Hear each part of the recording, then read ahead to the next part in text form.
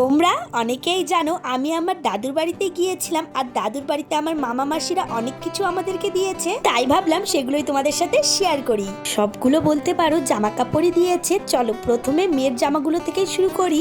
মেয়েকে এই জামাটা দিয়েছে আমার মাসি, আর বলতে গেলে কালারটা এতটাই সুন্দর। আর এই জামাটার সাথে আছে এই ফুল জিন্সের প্যান্টটা। তারপর আরেকটা টপ বা জামা বলতে পারো, এটা আমার মামি দিয়েছে। এটার কালারটাও বেশ ভালো, এটার সাথে ওই একটা জিন্স প্যান্ট আছে। তারপর আরেকটা জামা দেখাচ্ছি, এটাও আমার মামা দিয়েছে। ভিতরে একটা টপ আর উপরে একটা জিন্সের জ্যাকেট, আর তার সাথে একটা জিন্সের প্যান্ট। আর তারপর এই শাড়িটা তোমরা তো আমার ভিডিওতে দেখেছো, এটা আমার দিদি আমাকে দিয়েছে, তাই ভাবলাম আরেকটু ভালোভাবে তোমাদের সাথে শেয়ার করি। শাড়িটা ভীষণ ভালো আর কাপড়টাও বেশ আরামদায়ক। তারপর এই লাল রঙের আরেকটা শাড়ি দিয়েছে আমার এক মাসি।